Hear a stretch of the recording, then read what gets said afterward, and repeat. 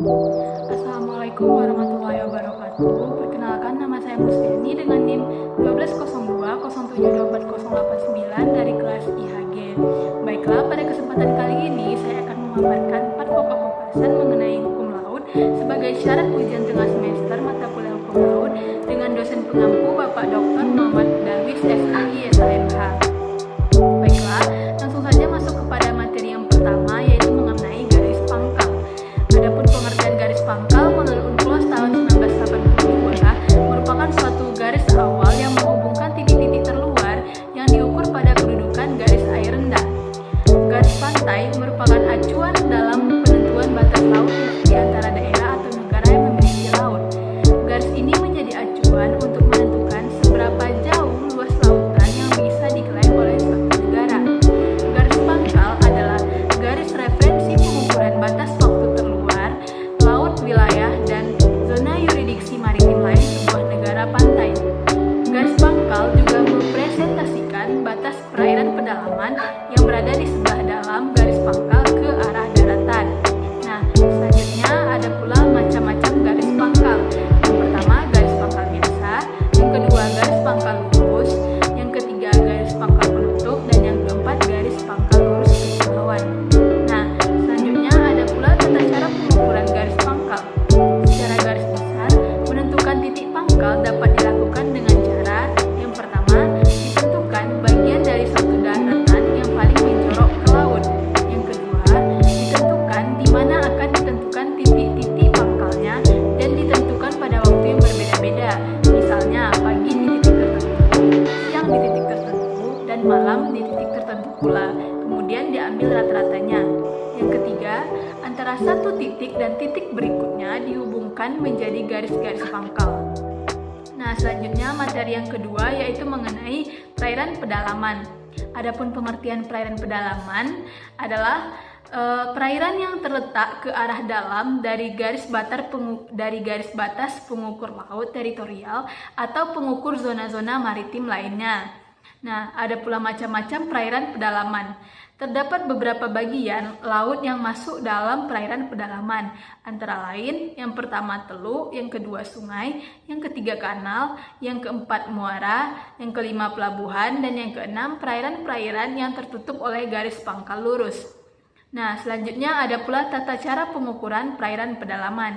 Yang pertama, perairan pedalaman adalah perairan yang ditutup oleh garis dasar penutup teluk, muara, pelabuhan, dan garis-garis dasar yang menutup lekukan di pantai sampai 100 mil laut dan maksimum 125 mil laut. Yang kedua, dengan kata lain, perairan pedalaman adalah bagian dari laut yang berada ke arah daratan dari garis dasar kepulauan.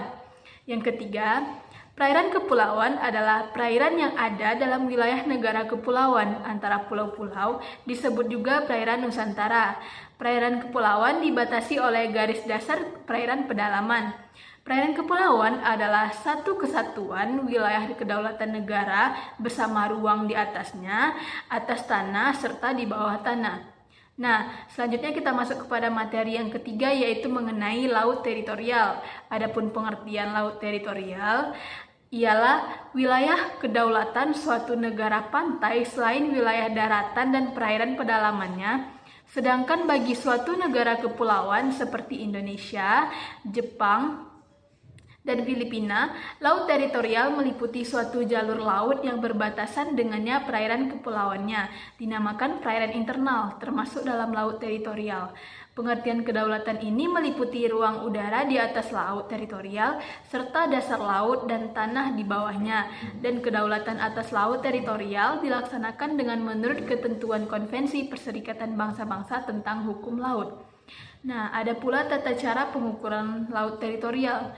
Yang pertama, seperti yang telah diuraikan sebelumnya, bahwa penentuan laut teritorial suatu negara pantai dilakukan dengan cara penarikan sejauh 12 mil dari garis pangkal terluar yang merupakan titik pasang surut terendah seperti yang diatur dalam pasal 5 UNCLOS dan Undang-Undang Nomor 6 Tahun 1996 pasal 5. Yang kedua, UNCLOS dan Undang-Undang Nomor 6 Tahun 1996 dan memberikan pengecualian terhadap wilayah laut yang memiliki pantai yang saling berhadapan antar negara pantai. Yang ketiga, dalam pasal 10 Undang-Undang Nomor 6 Tahun 1996 juga menyebutkan bahwa dalam hal pantai Indonesia yang letaknya berhadapan atau berdampingan dengan negara lain kecuali adanya persetujuan.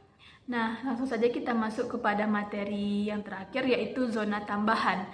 Pengertian zona tambahan. Zona tambahan adalah suatu jalur perairan yang berdekatan dengan batas jalur maritim atau laut teritorial, tidak termasuk kedaulatan negara pantai, dapat melaksanakan hak-hak pengawasan tertentu untuk mencegah pelanggaran peraturan perundang-undangan saniter, bea cukai, fiskal, pajak, dan imigrasi di wilayah laut teritorialnya sepanjang 12 mil dari garis pangkal.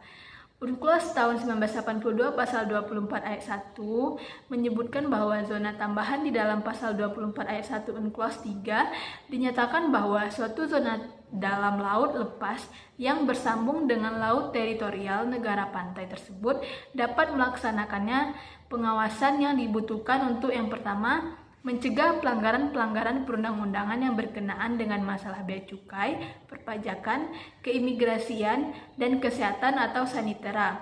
Yang kedua, menghukum pelanggaran-pelanggaran atau peraturan perundang-undangan yang telah dijelaskan sebelumnya. Nah, selanjutnya ada pula tata cara pengukuran zona tambahan. Di dalam ayat 2 ditegaskan tentang lebar maksimum dari zona tambahan tidak boleh melampaui dari 12 mil laut diukur dari garis pangkal.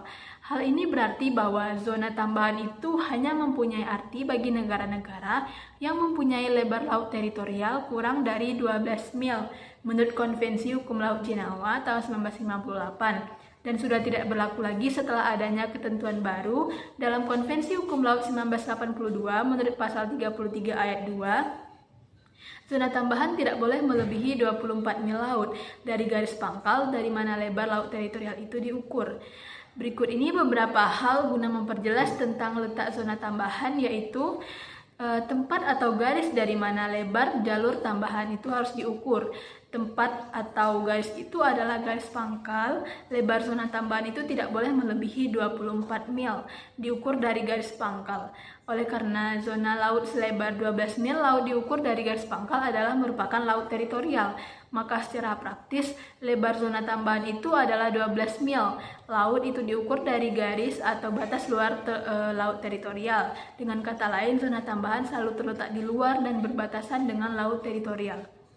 Pada zona tambahan, negara hanya memiliki yurisdiksi yang terbatas seperti yang ditegaskan dalam pasal 33 ayat 1 Konvensi Hukum Laut 1982. Hal ini tentu saja berbeda dengan laut teritorial, di mana negara pantai di laut teritorial memiliki kedaulatan sepenuhnya dan hanya dibatasi oleh hak lintas damai. Demikianlah penjelasan yang dapat saya sampaikan. Semoga apa yang saya sampaikan dapat bermanfaat untuk teman-teman semuanya. Sekian dari saya. Wassalamualaikum warahmatullahi wabarakatuh.